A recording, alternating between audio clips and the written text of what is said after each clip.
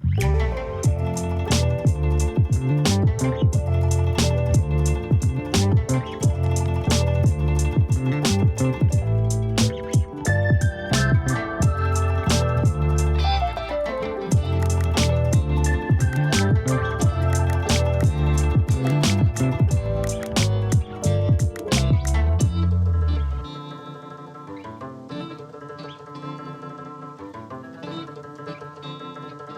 everybody, welcome to the Stock Car Spectacle. I'm Ian Jortson, I'm Tom Hoblin. and we're going to be getting right into it with our New Hampshire preview. But like we always do with the start of our show, we start off with our diecast of the week. Tom, my friend, what you got today? So we talk about how great Jeff Burton is at New Hampshire, and I have a interesting Jeff Burton diecast. It is a Xfinity car that he ran in the early 2000s, and the reason I have this car is because when I moved back to Chicago, I really wanted one of those Goodyear tire coffee tables, and I've sent you a picture. Yeah. And I found one, somebody selling it on Facebook Marketplace, and it turns out through some sleuthing based off of the tire code on there and some of the markings, it was off a 9 car, and it was run at either Homestead or Texas in 2001 or 2002. And Right. those years, the 9 car in the Cup Series was Ray Evernham's Dodge 9, and it had red wheels, and my tire has a black wheel in it. So we figured it was from this car. So I bought my Jeff Burton diecast to go with my Jeff Burton tire, and it sits in my living room. Nice, So dude. that's my New Hampshire Jeff Burton diecast. Nice, man. I love it. Dude, I have a shit ton of Jeff Burton diecast just because my cousin back in the 90s, he was obsessed with Jeff Burton. He got every single diecast that he ever ran. That's wild. And then a couple years ago, he just gave them all to me. And like half of them are like junk, but like some of them are pretty good. They're all at my parents' house still. Oh my goodness. Yeah, you guys tell me I have to bring a diecast every week on the show. It's like I panicked a little bit. So I just brought my whole box of diecast from my parents' house. So I have some obscure ones to show you that are in terrible shape because as a kid I would just like run them into each other and crash them all the time. So I'll be whipping some of those out in the future. I'll be whipping some of those out in the future. Right. What do you got? All right, so for my diecast a week, I also got a 9 Xfinity car Very as nice. well. Noah Gregson's Pocono win from last year when him and Ty Gibbs went toe-to-toe battling on the final lap. Had to be probably the greatest battle of the season that I saw. Oh, yeah. Those two, probably the biggest rivalry that I've seen the Xfinity series in a long time. So cool to see Noah get it done at the Tricky Triangle. Well, and that's the thing. It's kind of sad that the Noah and Ty Gibbs thing kind of fizzled out because Ty Gibbs was such a polarizing figure, running in the Xfinity, running over everybody, but winning strongly. And then with Noah Gragson also just outperforming everything, but then Noah Gragson goes into a lower performing car, and Ty Gibbs knows that he can't be so brazen out on the track in his Cup Series and make a lot of enemies on his rookie year. So he's just been quietly running and learning, and Noah Gregson's been struggling this year. I mean, it's just kind of sad to see that fizzle out, and that rookie of the year battle could have been so much fun, but it never was going to be. Yeah. Really sucks but to see. A cool piece. That's a cool piece you got there. Yeah, sure. Thanks, man. I mean, gotta love it. I mean, Noah always burns it down. They got the rubber on the bottom of it, just all split up and everything, and they got the rubber on the side of the car too. So yeah, they did a great job with this car. Those race win diecasts are fun. I wish I had more, but those are really I'm not a big diecast collector. That's my secret. I haven't looked into collecting for a long time, so I got up my game a little bit here.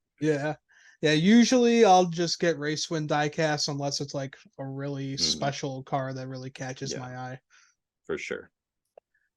Got a top story. RCR just announced that supercar driver Brody Kostecki is going to be going into the 33 for RCR at the Indy Road Course. So we saw it before at the Chicago Street Course, a supercar driver coming in here and winning right away, but RCR's equipment is a little bit different than Trackhouse.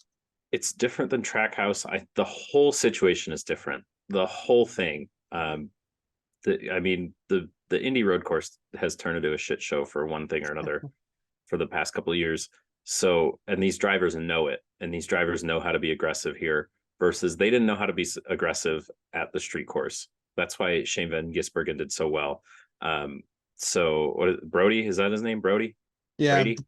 Brody Kostecki. Brody Kostecki. So I think he'll do well. I'm sure he knows what he's doing, but it's going to be more along the lines of Kimi Räikkönen coming into Watkins Glen. It's going to be similar to that, I think, where he could just get eaten up by the circus of it all versus somebody coming in really confidently knowing on the street course what they're doing and how to attack it from the get-go. Yeah. Like you said, past couple years they've been running the Indy road course. It's just been a complete shit show. So do you think that he's feeling extra pressure to perform now that this SVG showed up and won? I would definitely have a lot of pressure on you because, you know, a lot of guys are saying, you know, this car, it drives pretty similar to the next gen car. So yeah, I think they said pressure is on. They based a lot of the super or the next gen on some of the Australian supercar stuff. Also, fun fact, I read that Brody is 2.2 spots ahead of SVG in the supercar points. So he's allegedly better, at least right now. Yeah. And RCR did perform last year at Indy when Tyler Reddick won. So yeah, exactly. Who knows? He's not getting into a Spire car or a Rick Ware car. He's going to get and say, and it's again with these other guys coming in because you got Kamui Kobayashi coming in for 2311 at Watkins Glen later. It's not, these guys aren't getting in bad cars. They can win. I mean, Travis Pastrana finished 10th at the Daytona 500 or so. Yeah. In that car. And I know it's to completely different circumstances with those two guys and those two tracks, but these cars can perform and it really goes to the driver. Yeah. Just gotta survive the circus, as you said. All right. So let's talk New Hampshire. We had Xfinity and Cup running this weekend, and Chandler Smith was on the pole to start this race. And we had a really great battle for the lead with Justin Allgaier and John Hunter Nemechek until Chris Hacker spun. Man, this guy, every time he steps into a car, it just seems like he has some bad luck going his way. Yeah. I mean, the battle right off the top, I think I noticed right away it was heating up, and I was hoping that it was going to be like that. Just some good hard racing for the duration of that race. It was really interesting to watch those guys try to figure out the lanes and whatnot. This track was a lot wider racing groove wise for both races than I expected it to be. Yeah, for sure. Yeah, that outside line was just working so well. They're gaining so much momentum throughout the turn. So made things pretty interesting. And they talked about right in the beginning, they had Jeff and Junior standing out on the track showing those seams. I thought that was a really good look at the racetrack because you don't usually get that close and see. I mean, those things are this thick. Oh yeah, they're pretty wide, and you could see how that would upset the car and just take away contact patch on the tire and all that. So it was interesting for them to set the table for the race standing out there like that. I really like what they're doing. That's just shows why NBC is just miles ahead of Fox, dude. Oh yeah, just all weekend the shots they were getting, the presentation. There were some misses, which we'll get into, but yeah, definitely. But just they take everything so much more seriously, and you just love to see it. Yeah, exactly. All right, and then that led to Allgaier winning stage 1. That's his 5th of the year, so he's been gathering a lot of precious playoff points. He's just silently sitting back there, and he's going to show up when it counts, and it's just that veteran attitude that he carries. He's not winning every race. He's not even threatening to win every race, but it's that top 5, top 10 you to death that is going to come back and really help him later in the playoffs. Yeah, for sure. And then we had a big pile up on the restart here. We just had guys that just missed their shift.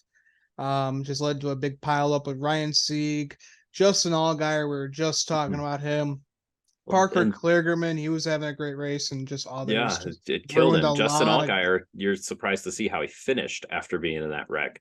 Yeah, But this was one example of NBC showing something really well, because everybody was getting out of the car who wrecked out, blaming John Hunter Nemechek for the wreck. But NBC showed their telemetry that Chandler Smith went, and he had to pull back a little bit. John Hunter Nemechek was running pace speed, and then maybe a couple, like he would notch up a mile per hour every 50 feet or so. He kept it consistent and went when he was allowed to. It was those guys in the back just getting antsy.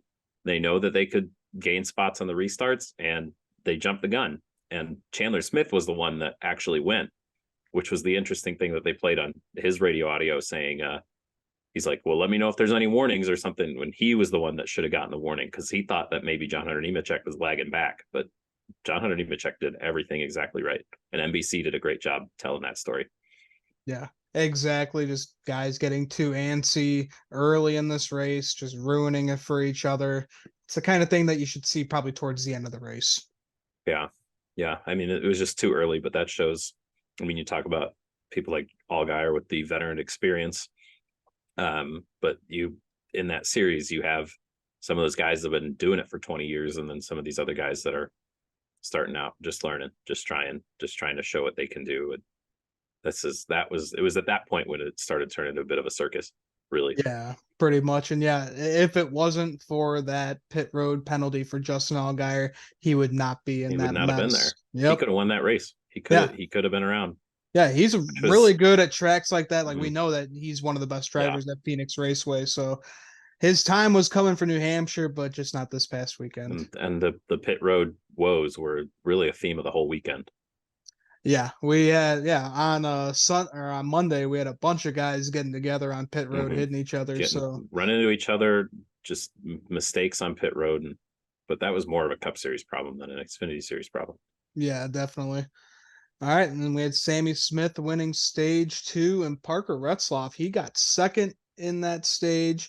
We were talking about him last week. This guy has a lot of speed and equipment Mm-hmm. that just isn't so fast. So good to see out of this kid. He's proven a lot of guys that he belongs in this series.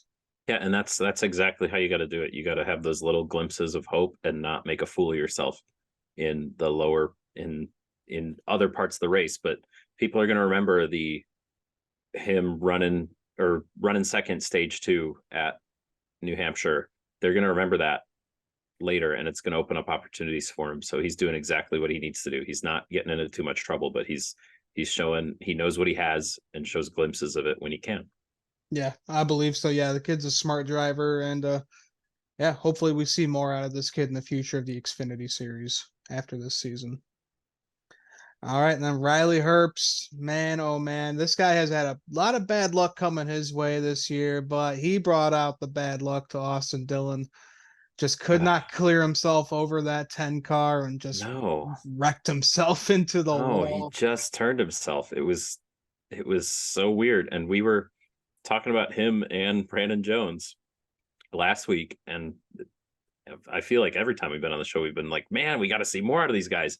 And then I was texting you during the race, and I was like, look at this, Riley Herbst just wrecked himself, and then Brandon Jones just wrecked himself, and then Yeah. they wrecked each other at the end, and it was a comedy of errors on their part. But again, it just shows that Riley Herbst. Do you think it's a pressure thing? Like, do you think the pressure is getting to him? He's in what's supposed to be such a good car and not performing, and is it causing him to perform worse, or is he just not capable? Yeah, I feel like it's a little bit of both. I feel like he's not capable and he's just in way too good of a car, and I'm sure it's just getting to him and it's just affecting the way that he Yeah, races. So yeah.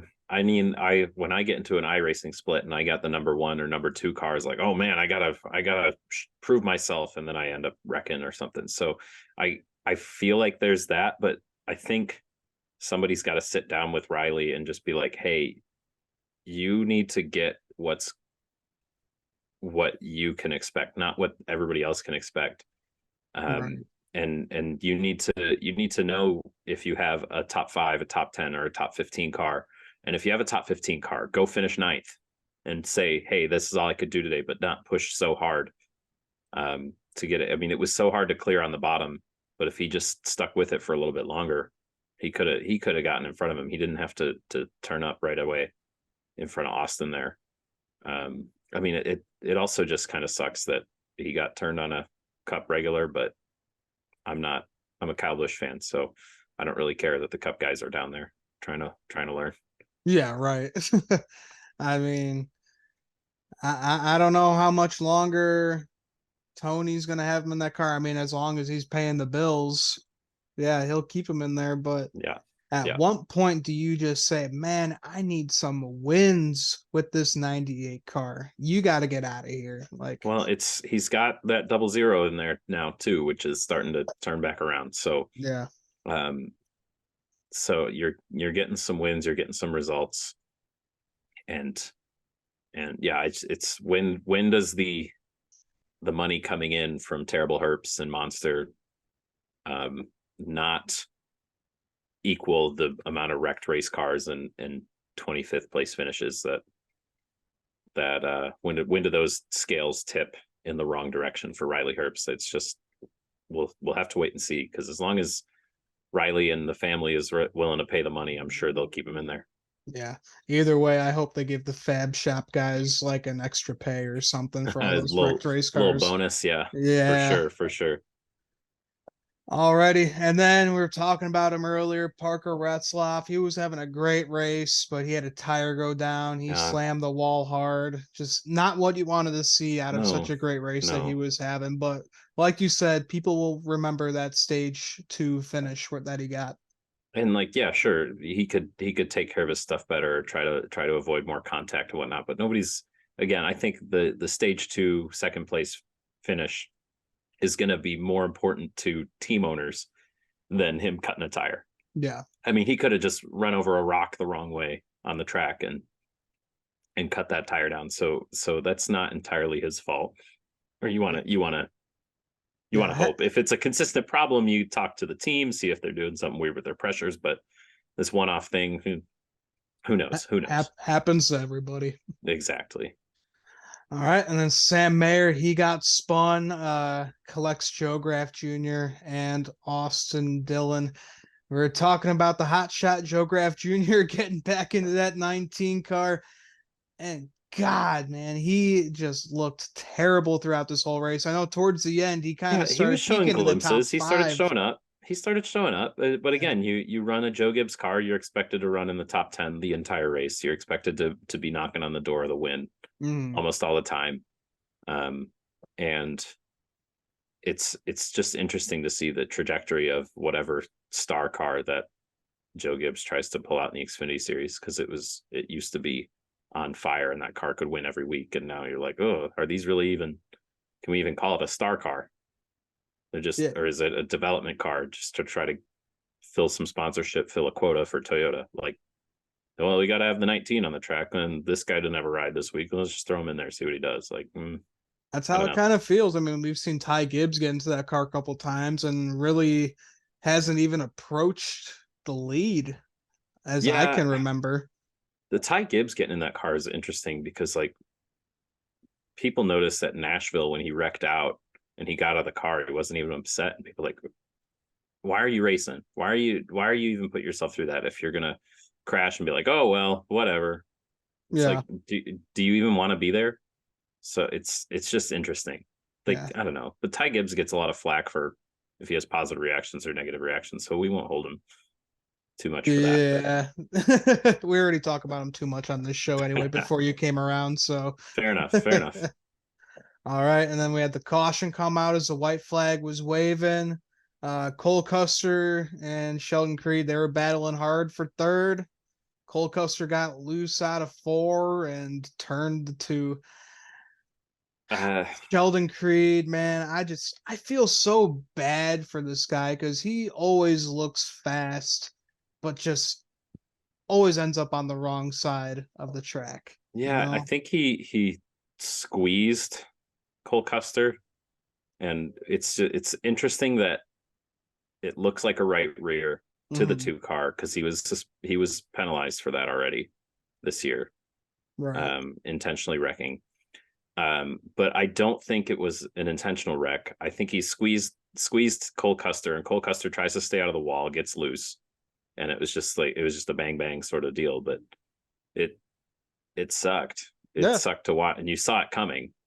But again, Creed is another one of those guys who's like, yeah, he's fast, but he's got to finish the race and put it together, and be a little more smart. It's like he didn't have race winning speed, but he definitely had top 10 speed. Where did he end up finishing? I don't even remember. Yeah, I don't I remember have it either. over here. Oh, I have it over here. I mean, they already came to the white, so Yeah, he ended up in 21st. So like again, he had a top 10 car.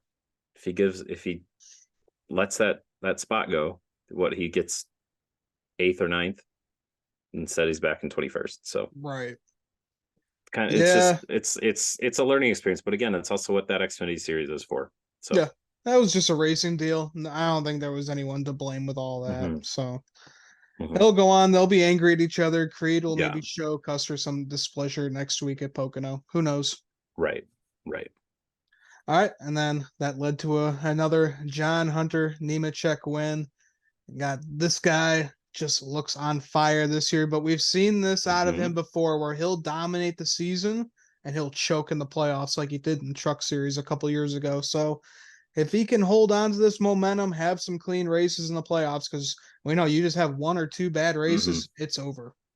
I mean, he's still so young and still new in that aspect. It's like I don't want to define him as the guy who chokes in the playoffs. It's like he's had good equipment for just this little bit, and he's learning what to do with it. And each year he chokes, he learns how to handle himself later. So if it's an equipment issue, that's one thing. Um, because we kind of saw that with Joe Gibbs in the Cup playoffs last year. It's just like their equipment started crapping out on them at the end of the year. Right. So that's one thing if it's that, but I think John Hunter is stronger than he was last season and smarter than he was last season, and that should be scary for the rest of the field. Yeah, we'll see. I mean, yeah, this kid's just been looking hot all year. Mhm. Literally at Martinsville. Yeah. uh, But yeah, no, but that's the other thing, the big comparison. They're like, well, this is the last track that most resembles Phoenix, where the championship's laid. So if you look good here, then you're probably going to look good if you can make it to the championship 4. So that's just something to remember, keeping the old brain bank, yeah, very true. for later. Very true. All right, let's talk the Cup race at New Hampshire. We had Christopher Bell leading the field to green, and this guy is just always lights out at this Mm-hmm. track, man. I mean, he was Mm-hmm. undefeated down in the Xfinity Series. He got a win last year at New Hampshire. Just this is his playground. Yeah, for sure. He's fast. His pit crew kept putting him in a lot of bad spots, Yeah, and he would continue to drive up through the field. It's just once you have to do that 3 or 4 times, it's like, oh no, it's not going to work out. It's just, I'm sure he had the speed to keep up with Martin, but it's just when track position is so important, especially with these cars and at a place like this, it's hard to keep getting put behind the 8 ball and having to go and drive through the field again and again and again. right. I mean, he proved that he's fast. He proved that he can handle that place, because I mean, I guess up until the end when he spun, then that he was just driving through the field trying to wheel, trying to get maybe a little bit more out of than he was destined to that day. Alrighty. Well, yeah, like you were saying, Martin Truex Jr., he had the speed all day. He basically took the lead immediately and did not look back.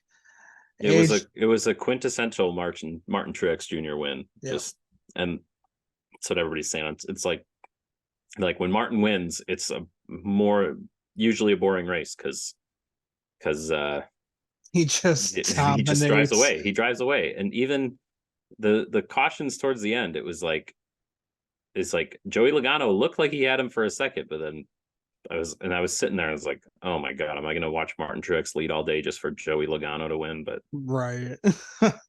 What did I say in the preview video though? I said this looks like a Martin Truex type of track, and I think the night between the 19 and the 20, the 19 pulls it out, and he pulled Yeah. it out for sure. Yeah, you finally did it. And yeah, with all the cautions at the end, it kind of reminded me of Kyle Busch at Gateway. Like he was leading Mm-hmm. like a lot of that race, but they just had so many cautions towards Yeah, the end. But those two guys, they were able to hold themselves on the restarts. yeah. And if you got somebody that you want to bet on for a restart, you're going to look for MTJ or Kyle Busch. So also the graphic they kept putting up during the race about how many laps Martin had led at that track and not having a win was honestly, it was kind of dumbfounding. Yeah. He was leading like 1,400 laps there in his career, and this was his first win there. It's kind of wild. Yeah, absolutely insane. But But yeah, I mean, this guy grew up at that track. We saw he mm-hmm, talked about it at the end of the race. Like him and his whole family would sit in turn yeah. one and watch his dad run in the Bush North series. Yeah, So and then his little brother shared the photo that he was talking about. Literally, his brother drinking out of a baby bottle in that track, like the epitome of growing up there. yeah. I'm sure he's happy to get that gremlin off his back of not winning at a track he could call home. Yeah. I mean, it's like Brad Keselowski with Michigan Mm. Speedway. When the hell is he gonna win at his home track? Yeah. Oh, that's the other thing. When you're from the Northeast, you kind of just get lumped into all those Northeast tracks as your own, because we're like, hey, they won at Dover, it's their home track. Oh, and now he won at New Hampshire, it's his home track. And I'm sure we'll hear a little bit about Pocono too. Yeah. And then when he won at Watkins Glen, hey, home track win. Home But track win. Good job. Good all job, right, Martin. let's calm down You're here a from little bit. everywhere. Yeah. All right, and then early spin for AJ Allmendinger. Hey, Man, he whipped that right back around, and he lost 4 or 5 spots. That's about it. So yeah, he was quietly just lurking. He had a top 15 car, and he just quietly sat there the whole race. It was great. yeah, it was good to see. I mean, just sucked to see that in the beginning, but Mm-hmm. AJ, he's a veteran. He can do that. Just wish I that mean, colleague equipment was just a little bit right. better. He's somebody that needed a day like that, and he's 20 points behind the cut line, sitting 18th. So he needs more days like that to not lose any ground on that cut line. Yeah, Because exactly. who knows how that's all going to fall. And everybody, or Denny was saying on his podcast, you got to set your sights on 15th place, because you could get a rogue winner at any time, especially with Daytona as the last one. So you got to get up to 15th place if you're going to try to point your way in. Yeah, for real. I mean, and we got a couple road courses. We got Indy road course coming up here in a little while. So, Which he's a former winner yep. in a colleague car that wasn't even full time. So Yeah, I was there for he that could one. he That could do was it. you remember my buddy Patrick at the Cubs game? Yeah, That yeah. was Patrick's first ever NASCAR race. Well, I can see why he's a fan. Yeah. That was exciting. Yeah, Was that that the was one wild. where Briscoe was under penalty and he dumped Hamlin? Was that the same race? Or was Yeah, that the next yeah, year? yeah, it No, was. that was still Gen 6. Yeah. Oh my goodness. That was Yeah, wild. that was Anyway. pretty funny. All right. Funniest, yeah. Martin Truex Jr. won the 58th stage win of his career. This guy is just amazing with stage racing. I mean, we saw it in 2017 when he won almost every stage in every race. Yeah, they were tweeting, they're like, stage winner MTJ, and Kyle Busch saying it's killed. And I was like, what year is it? It's 2017 all over again. Yeah, right. Where is he the leader in stage wins? He's He's got to gotta be. be, He's got yeah. to be. Because now he would have 59 Yeah, because he won we stage haven't been two. stage racing that long, but I mean, again, when Martin's on it, he's on it, and it's scary for the rest of the crew. Yeah, Not a lot that's of for not a sure. lot of people do it like Martin. So Yeah, we thought with what we saw last year out of this guy that he wasn't really going to be much of a contender this year, but oh yeah, I mean, people were writing him off. They're yeah, saying, "Oh, Martin's going to retire. He doesn't have it left in him." Now with his third win of the season, like, yeah. he's not answering questions about his plans for next year. Is it Plus another the Kyle Busch Coliseum situation win. where Joe Gibbs wants him, but they don't have the money for him? They're going to let him walk. I mean, Martin wasn't having any fun last year, Yeah, and now he's probably, like, you could bet he's having fun. Winning races is probably way more fun than losing 36 in a row. Like, so I'd Yeah. say he comes back next year, but who knows if they can't hang on to him because of the money, which would suck. Or if they just want to put Nemechek into that car and next year or in 2 years, who Right. knows? But Well, I mean, we've we've that seen it car's so many for times. that's why John Hunter Nemechek went back to the Truck Series, that for an opportunity like this. And Yeah. John Hunter Nemechek needs to know that he's performing well enough where even if it's not next year or the next year, he's going to be in that 19 car. It's going to happen. He just needs to be patient and keep doing what he's doing, keep learning, keep working hard. And Martin, if money weren't a thing, Martin should be able to drive as long as he wants. Yep. But And as we've long as seen he it can with Joe perform. Gibbs. We've seen it with Joe Gibbs before. Eric Jones got kicked out of his ride too early for Christopher Bell. Daniel Suarez. Yeah. Kyle Busch. Kyle I mean, Busch. it's Yeah. that's just how Joe Gibbs rolls. They don't Yeah. really care how loyal that you are to the team. Well, and that's Unless you're the Denny big Hamlin. thing though. It's like these young guys are cheaper than the old guys. Yeah. The old guys know what they're worth. They know what they can do. They know how they perform. So you can pay Kyle Busch $20 million, or you can pay Ty Gibbs $8. I don't know. I don't know. The contracts are all kept under wraps, but that's the same thing. And it's like it's the only sport in the world where you can't have your superstars guaranteed a ride just because the money's not there.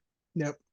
It's like LeBron James. They're like, oh well, M&M's doesn't want to sponsor the Lakers anymore, so we can't keep LeBron James. It's like, what? It's so backwards, but it's the business. It's the model they've set up. So it just sucks. That's how it works, unfortunately. But it's interesting because Bob Pockrass asked Martin Truex about his plans for next season, and he said no comment. When Kyle Busch was very outspoken, very upset about the things, and we all saw it last year, and his performance was lacking because of it. So it's weird that he said no comment, and he's winning 3 races. Like the dynamic of the situation has to be better. You'd think. My thought unless is he's maybe, having a quiet swan song. That's maybe my thought of it. Maybe, Kevin Harvick already announced that he wants to retire. Maybe he doesn't want to take that kind of light away from him. Who knows? But maybe Truex just wants to go out on top. He doesn't want to have a season like Jimmy Johnson or what Kevin Harvick is experiencing right now. I mean, all-time baller move for him to just quietly retire after a 3-win season and maybe a championship if things keep going the way they're going. Yeah, who knows? I mean, he's on top right now. Yeah, for sure. Yeah, he did. He's 1 point ahead. He did it. Love to see it for MTJ come back. All right, so a guy who wishes he had a better New Hampshire weekend was Kyle Busch. Slammed the car in practice, slammed the car into the wall during the race. And qualifying. Just, oof, what a rough ass weekend for that 8 car. The Lenovo car is starting to turn into the bad luck car. Lenovo's cursed, man. Lenovo's the new pedigree. Yeah, exactly. I think Dalton put that one out there. Yeah, I saw him. He did post that. Yeah. Yeah. So I for the first time I whipped out my NASCAR app, and they have all the cameras in the car. And I was like, oh, check this out. This is a cool thing to ride around and whatnot. But I pulled that out because they're like, oh, Kyle Busch, Jeff Burton's like, watch Kyle Busch drive through the field. He's fast.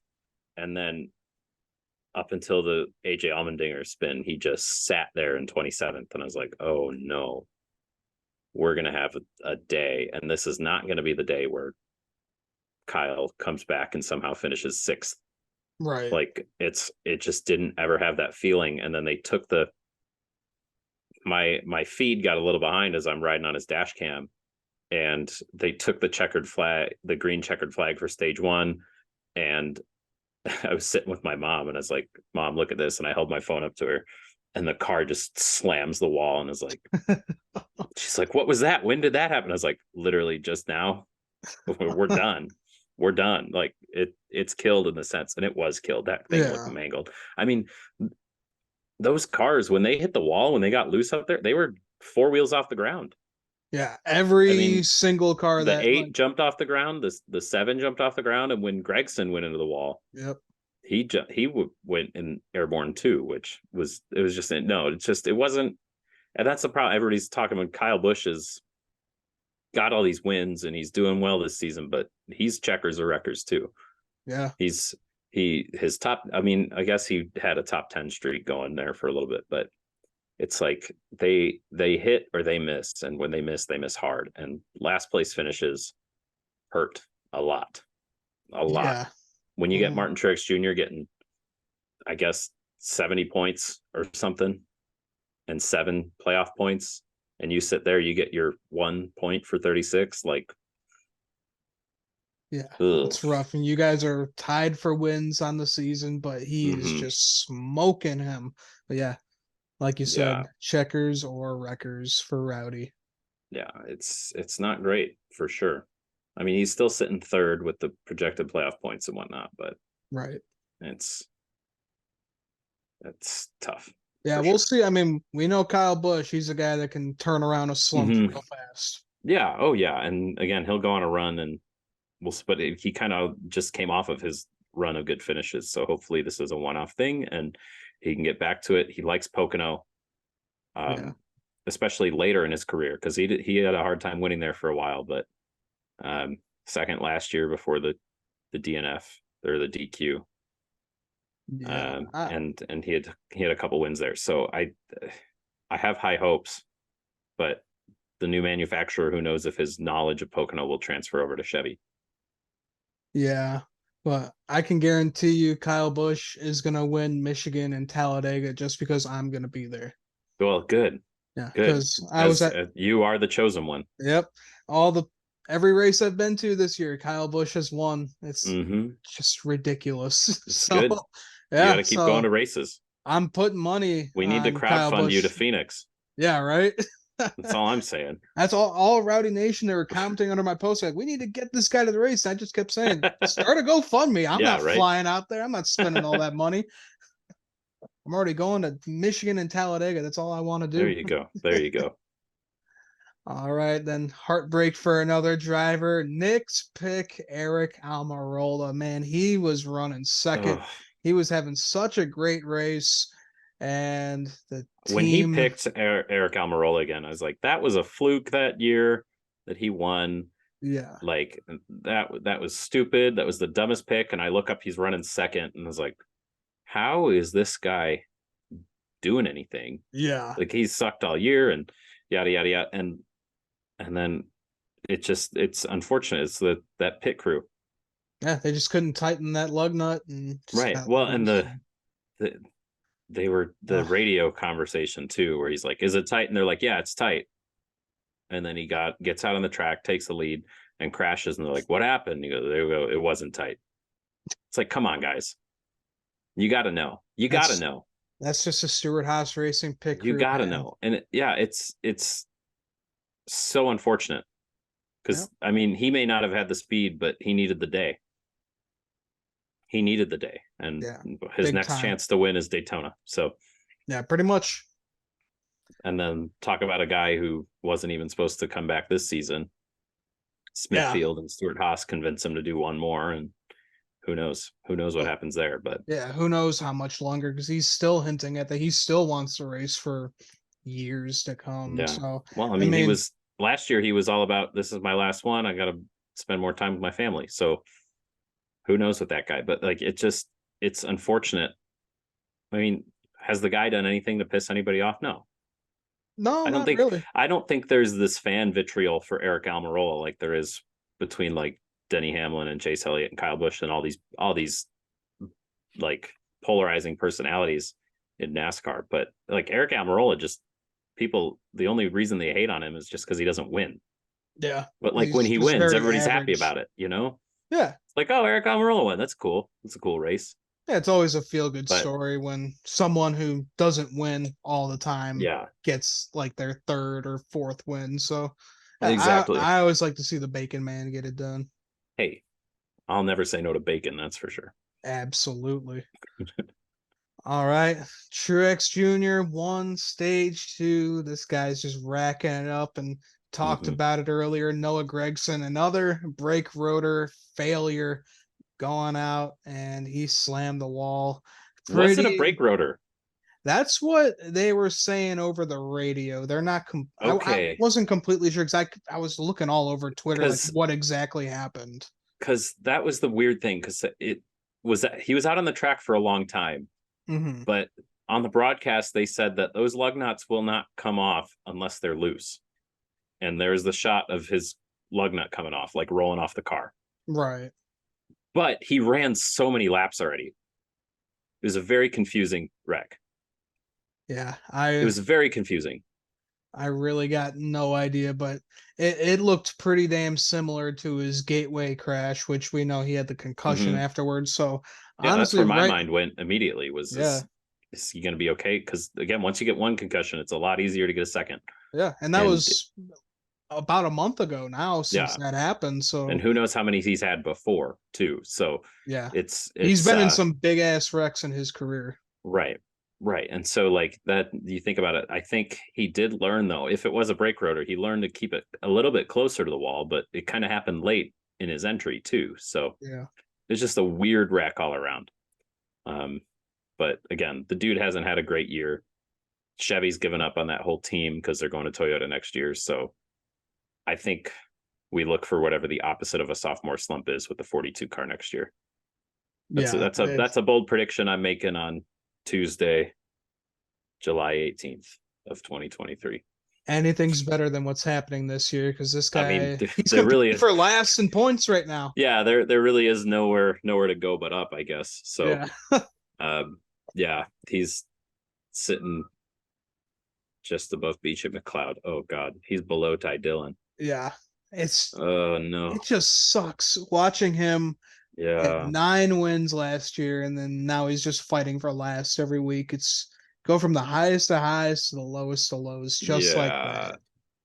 Yeah, that's not great. He's got 175 points, and people were doing that like 10 races in. Yeah, Oof. Okay. that's good. Yeah, well, okay. Let's move on. I don't want to get any more depressed than I already am. Alex Bowman, he got spun by Ty Gibbs. They brought out the caution pretty quick with that one, but he got picked up by he Eric was Jones. he was sideways and saved it. I Yeah, think even if it's getting towards the end of the race and I'm hovering over the caution button, I'm like, oh, he's sideways and hit it, and there's oh, he saved it. But yeah. I Especially with the don't. lead that Truex had. Oh yeah. Mhm. I know that NASCAR has been quick to the trigger with some cautions, but I don't disagree with that one. Like that was, I think that was a good caution to call. Yeah, I believe so. All right. And Bell, man, he had such a great race just coming back through the field. Hmm. He looked lights out, but like you said, just one too many times, couldn't do it. Racing too hard, threw himself into the wall. Yeah. Such a Imagine great though, track for this kid. imagine if you do that and then Martin Truex Jr. loses the race.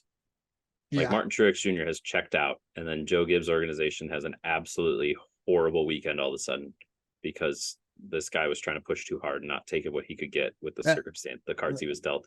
So we're Joe Gibbs is probably okay with that, but if your teammates leading and that far out, and we know how crazy these restarts can get and how desperate these guys will get at the end, like I you got to, and who knows what happened? Maybe something was wonky with his car at that point, but you got to do a little better than that. Don't wreck yourself with your teammate in the lead. yeah, even Martin was saying like, man, there should be a rule for your teammate not to wreck when Yeah, you're in the lead. yeah, and he can joke about that because it all turned out right, but Yeah, that comment would take a sinister tone if he lost the race. So it exactly. all worked out in the end for him. I mean, not for Christopher Bell, but again, it's just like it was sad because after they took that restart, they're coming around, and 2 laps later, Christopher Bell's just limping along on the inside.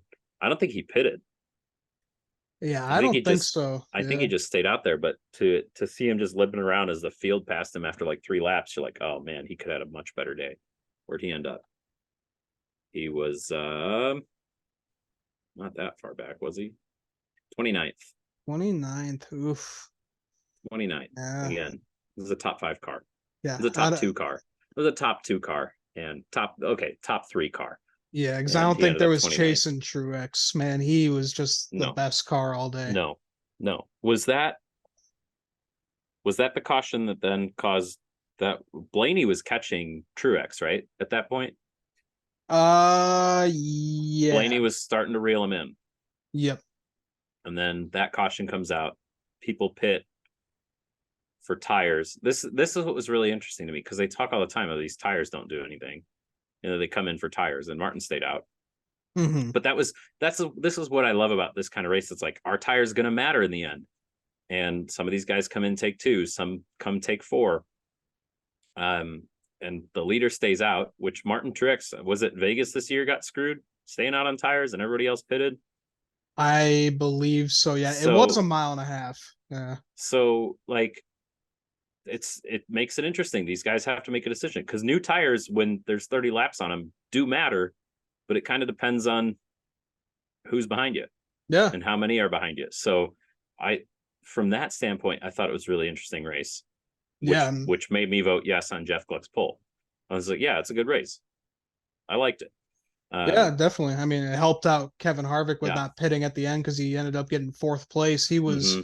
He was basically a top 15 car all day. So good to see that out of the Yeah. 4 Yeah. car. I mean, again, I called you crazy for picking Kevin Harvick to win this race, and he ends up where he finished. Right.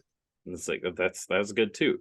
But again, these pit road mistakes with the tires coming off and Blaney running over the hose. That was such a weird thing. Yeah. Blaney That runs killed over it the there. hose and finishes 22nd. He had a top 3 car. Yeah, That absolutely. sucks. That sucks for him. Yeah, because this is a guy that we know has speed almost every week, but Mm-hmm. something just always gets in his way. Either something on pit Right. road or Yeah. into the wall. But Martin Truex Jr. got the win once again this season, Mm-hmm. putting him on top of the board for the points standings. It's gonna be a wild season. I mean, he's picking it up once again. We thought this guy Yeah. was done for, and he's just showing us how great he is. Yeah. He's really just showing why you got to stick with somebody like this. I mean, everybody's going to have an off year every Mm-hmm. once in a while, a run of off races, whether it's a year or 2 months or whatever. But it definitely proves that he knows himself very well, and he was right to come back. Yep. And I think that he is a championship favorite. I think the 19 or the 24 wins the championship this year. And I'm leaning, my scales are tilting towards the 19 right now. And then, Okay. again, Yeah. same that we said with John Hunter Nemechek. This track is the most similar to Phoenix. Mm-hmm. And to show him with this kind of dominant victory, then the 19 I think has the strongest case right now for a championship for if he can get there. Yeah, I'd say that's a pretty strong bet right there. But the stage wins and the playoff points from winning, and if he hangs on to the regular season championship, that's a lot more playoff points. He's building a good case to get there, and if he can get there, he's going to be very strong. Yeah, definitely. I mean, just really strong in the playoffs. We know that from the past. For sure. All right, Tom. Well, that'll about wrap it up for our show. You got anything else to add? I think this run with the playoff bubble is just something that's going to be so fun to keep an eye on for the rest of the season. I mean, you got 3 guys within 3 points of the line. So close. It's so close. Denny's stat guy on his show today said that nobody has pointed their way in from a deficit of more than 2 points, which is mind blowing to me that that's such a small number. Wow. And they were talking about Chase having to overcome 60 points, but 2 points, the biggest jump over the cut line was somebody going 2 points. That seems wild to me.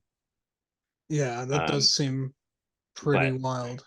But like coming out of the Mhm. last race of the regular season and being 2 just points down and then making it from win. the point of New Hampshire's race. So from this far out, nobody's Really? gained more than 2 points. I guess maybe I misunderstood that, but Huh. this cut line being 1 point to the good, 2 points to the good, it's going to be interesting because I feel like it's going to flip flop a lot. Ty Gibbs lost a lot last week, I think, because he was in the conversation. Michael McDowell. Michael McDowell's in there, and again, Michael McDowell's showing this season that they're going to top 10 you to death, and it's working. It's working. I did not see that he's coming. Competing. He's competing for stage points, which is insane. That, I mean, they were talking about shutting down the second car of that team 2 years ago, selling that charter. Right. But that team has brought it together and done really well. I think Michael McDowell makes it in. But Wallace had ups and downs yesterday, but still came in the top 10, and it helped him. He's back in the mix. Daniel Suarez, he kind of disappeared. They pulled a weird strategy at the end, and they were commenting on the broadcast about how weird it was for his point situation to be pulling a gambling strategy like that, and it didn't really work out. He's finished 16th. Not a day that he needed, being so close to the cut line. AJ Allmendinger, where did he finish? He finished 19th. So, I mean, I guess not the finish he wanted, but he was right there the whole race. I mean, that bubble race is really good.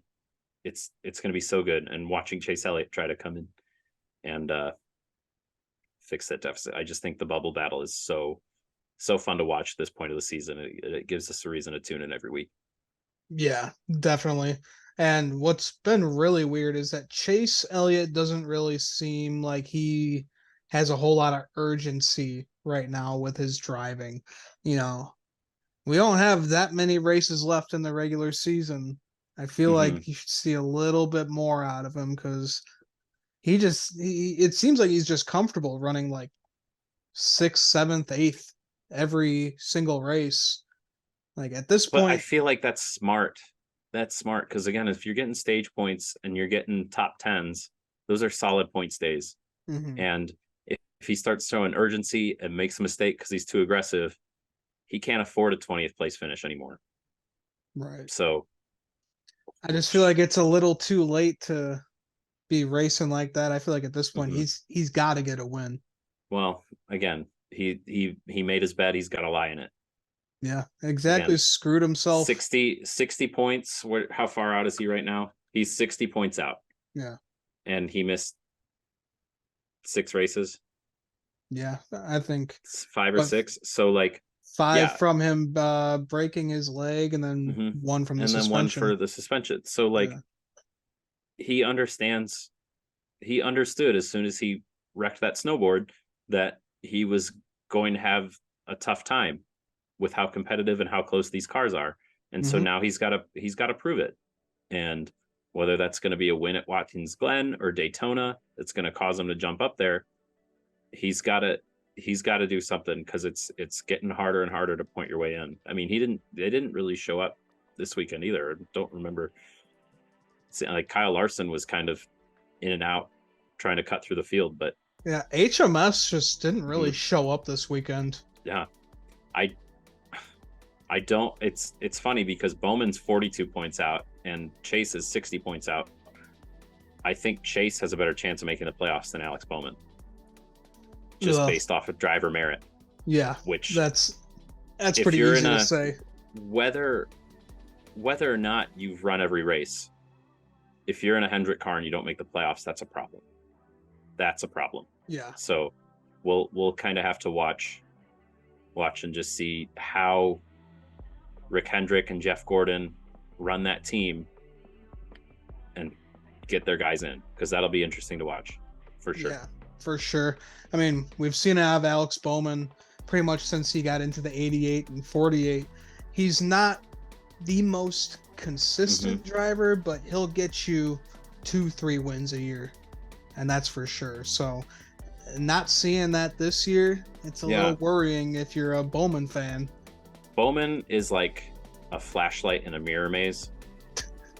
You're gonna like aim the flashlight around, and every once in a while you hit that mirror just right, and it'll light up the whole room. Right. But most of the time he's just like trying to find that spot. So he's like showing these flashes of brilliance, but then, I mean, you look at like his dominant victories from years past at like California and whatnot, where it's like, oh, Alex Bowman can drive. That's wild. Right. But it's just like the dude needs to run all the races and be consistent. I mean, he leads the points when he's out there running all the races and consistently in there. But as soon as he hops out of the car and skips a step, then he falls on his face.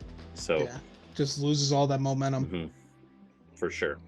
Yeah, we shall see how them Hendrick boys move their way into the playoffs. But guys, that will wrap it up for our show here at the Stock Car Spectacle. If you haven't yet, make sure to like our video and subscribe to our channel. You can check us out on Twitter and Instagram. So for the Stock Car Spectacle, I'm Ian Jortson. And I'm Tom Hodlin. We'll see you guys next time.